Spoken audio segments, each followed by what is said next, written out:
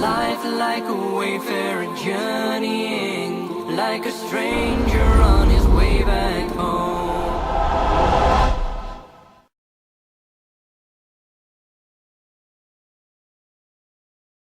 ماشاءاللہ بہت بڑا مجموعہ ہے، اکثر نوجوان ہیں۔ دین دو باتوں کا مجموعہ ہے، ایک عبادت اور ایک اخلاق۔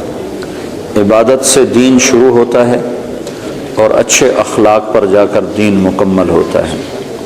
دین کی ابتدا، فاؤنڈیشن، بنیاد وہ کلمہ، نماز، روزہ، حج، زکوٰۃ، اور دین کی انتہا چھت، جہاں جا کے چھت پڑتی ہے وہ اچھے اخلاق ہیں۔ اچھے اخلاق سے دین مکمل ہوتا ہے۔ دین کی تکمیل عبادت سے نہیں، اخلاق سے ہے، اور دین کی ابتدا میں عبادت ہے۔ عبادت میں نماز سب سے اعلیٰ درجے کی چیز، جو اللہ تعالیٰ نے 50 نمازیں شروع میں فرض کی، پھر ان کو 5 کر کے گھٹایا اور عرش پر بلا کر 50 نمازیں عطا فرمائیں۔ دینی 5 تھیں، دی 50، صرف یہ بتانے کے لیے کہ دنیا میں تمہارے آنے کا مقصد نماز کے سوا اور کچھ نہیں۔ لیکن پھر باقی کاروبار زندگی میں بھی ہمارا امتحان تھا، تو اللہ نے اس کو گھٹا کے 5 کر دی۔ جب 5 ہو گئیں، اللہ کے نبی ہر دفعہ آتے تھے اور کہتے تھے یا اللہ گھٹا دے۔ جب وہ 5 رہ گئیں تو اللہ تعالیٰ نے فرمایا میرے محبوب تیرے لیے 5، میرے لیے 50، کہ تیری امت کے ہر نمازی کو ہر نماز کے بدلے میں 10 نمازوں کا ثواب لکھوں گا۔ تو ہم پڑھنے کو 5 پڑھتے ہیں اور لکھے جانے میں وہ 50 ہیں۔ تو جتنا آپ، بہت بڑا مجمع ہے، مستورات بھی ہیں، آپ سب بھائیوں سے گزارش ہے کہ آج کے بعد توبہ تو ہم نے کی ہے، نماز نہ چھوٹ۔ اس کے سارے بھائی ارادہ کرتے ہیں؟ آپ پرائے دیس میں رہتے ہیں، یا مسجدوں کا ایسا ماحول نہیں ہے، اپنی آپ جاب پر ہیں، کام پر ہیں، جہاں بھی نماز کا وقت آ جائے نماز نہ چھوڑیں۔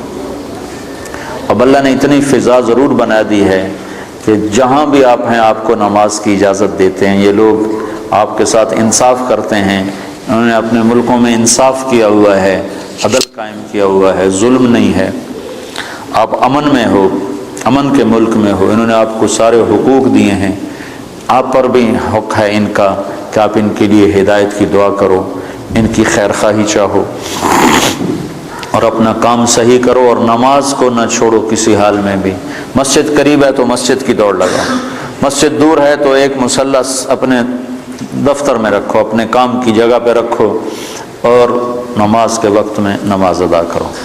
اور اگر آپ اکیلے ہو تو اذان دو، تکبیر کہو، پھر نماز پڑھو، تو آس پاس جتنی فضا ہے وہ گواہ ہو جائے گی، اور آس پاس جتنے اہل ایمان جنات ہیں وہ نماز میں شریک ہو جاتے۔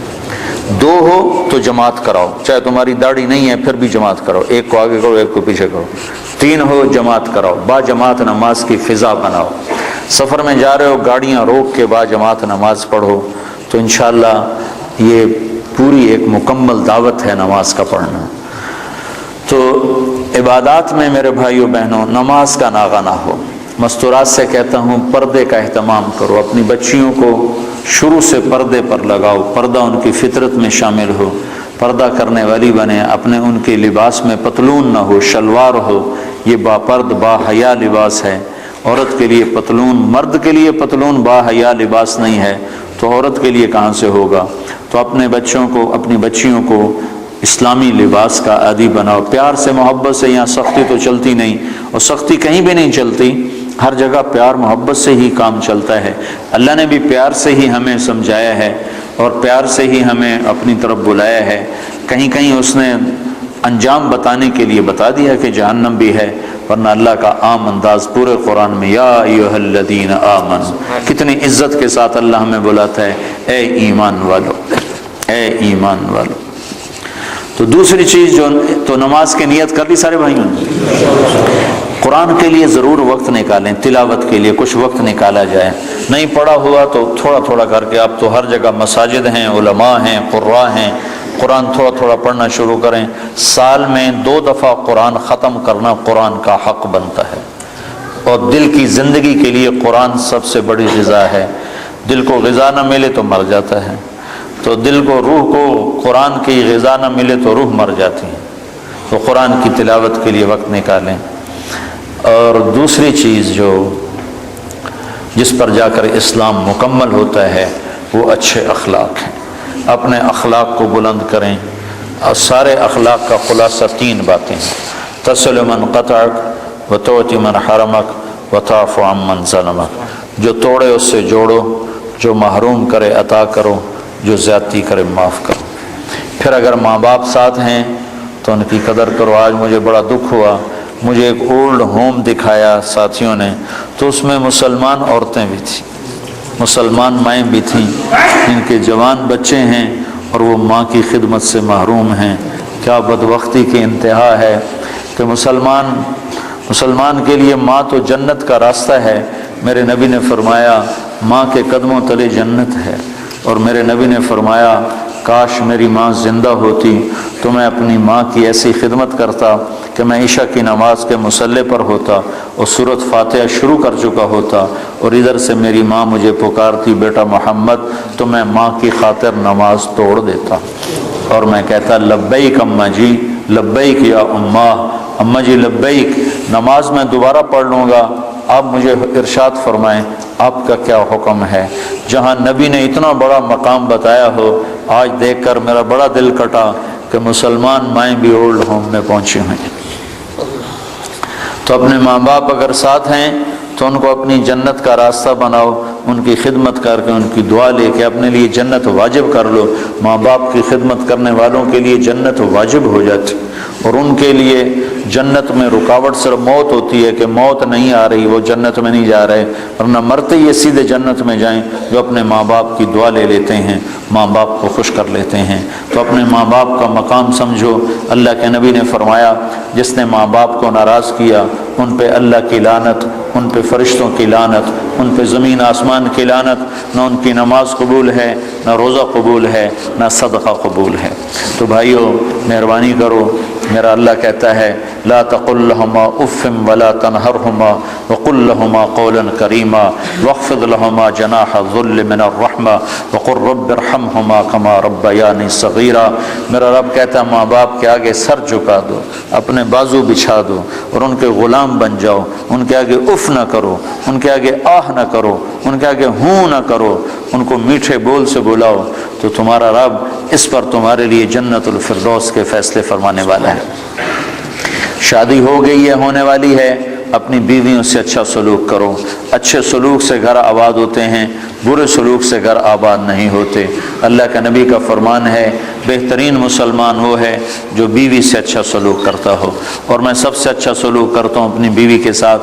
اور اللہ کے نبی کا فرمان ہے جنت میں میرے گھر کے قریب اس کا گھر ہوگا جس کے اخلاق اچھے ہوں گے اور جس کا بیوی کے ساتھ اچھا سلوک ہوگا۔ پھر بیویوں کو سمجھایا۔ اللہ کے نبی نے، ایک عورت نے آ کر عرض کی یا رسول اللہ میری شادی ہو رہی ہے، میرے خاوند کا میرے اوپر کیا حق ہے؟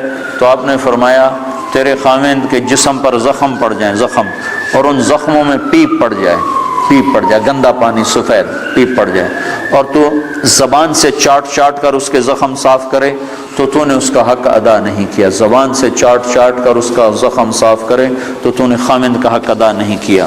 مردوں کو کیا سمجھایا کہ بہترین مسلمان وہ ہے جو بیوی سے اچھا سلوک کرتا ہو، اور عورتوں کو کیا سمجھایا کہ خاوند کی اطاعت، آپ نے فرمایا اگر میری شریعت میں سجدہ جائز ہوتا، میری شریعت میں اللہ کے سوا کسی کو سجدہ نہیں، اگر سجدہ جائز ہوتا تو میں عورت سے کہتا اپنے خاوند کو سجدہ کرے، یعنی اس کی اطاعت کرے۔ اور مردوں کو سمجھایا کہ سب سے بہترین خرچ بیوی پر خرچ کرنا ہے، بچوں پر خرچ کرنا ہے، اور بہترین مسلمان وہ ہے جو بیوی کے ساتھ اچھا سلوک کرتا ہو۔ تو یہ اچھے اخلاق ہیں۔ آپس میں رہو، پیار محبت سے رہو، لڑائی نہ ہو، آپس میں جھگڑا نہ ہو، آپس میں بائیکاٹ نہ ہو، آپس میں آپ کسی سے لڑے ہوئے نہ ہو۔ کوئی مسلمان ایسا نہ ہو جس سے آپ کہو کہ میں اس سے نہیں بولتا، میری اس سے بات چیت بند ہے، ایسا ایک بھی نہ ہو۔ اگر کوئی ہے تو اٹھتے ہی توبہ کر کے اس سے معافی مانگ لو، تو اللہ کے دربار میں آپ کا مقام بلند ہو جائے گا۔ جب دو مسلمان آپس میں لڑ پڑیں اور وہ صلح نہ کریں تو اللہ تعالیٰ ان کے اعمال مردود کر دیتا، نہ نماز قبول، نہ روزہ قبول، نہ حج قبول۔ تو اللہ تعالیٰ فرماتا ہے جب تک یہ صلح نہیں کرتے ان کا کوئی عمل قبول نہیں ہے۔ تو آپس میں پیار محبت سے رہو. آپ پرائے دیس میں ہو, نہ مذہب کے نام پہ لڑو, نہ رشتے ناطے کے نام پہ لڑو, نہ آپس کی سیاسی باتوں پر لڑو. پیار محبت کی فضا قائم رکھو. اللہ کو بہت پسند ہے ایک دوسرے کا خیال کرنا. ایک آدمی آئے گا قیامت کے دن تو اللہ تعالیٰ کے فرشتے کہیں گے یا اللہ اس کے کھاتے میں کوئی عمل کوئی نہیں, اس کے کھاتے میں کوئی عمل کوئی نہیں. تو اللہ تعالیٰ فرمائیں گے ہاں بھائی کوئی ہے تیرے کھاتے میں عمل یا خالی ہو؟ کہے گا یا اللہ ایک ہے اور کچھ نہیں, ایک ہے اور کچھ نہیں. اگر تو اسے سمجھے تو ایک ہے. کہ کیا ہے؟ کہ میں کاروباری آدمی تھا, جس کو پیسے دینے ہوتے تھے اس کو تنگ نہیں کرتا تھا, موقع پہ پیسے پہنچاتا تھا, اور جس سے لینے ہوتے تھے وہ جتنا ہی تنگ کرتا تھا میں اس کو تنگ نہیں کرتا تھا, میں چپ کر کے واپس آ جاتا تھا. کبھی اس کو بے عزت نہیں کیا. ہمارے ہاں تو پاکستان میں تو بہت ہوتا ہے, چونکہ کام ادھار پہ چلتا ہے, یہاں بھی ادھار پہ ہی ہے سارا کام. تو ادھار پہ کام ہوتا ہے تو جس نے لینا ہوتا ہے وہ گالیاں نکالتا ہے, جس نے دینا ہوتا ہے وہ انکار کرتا ہے.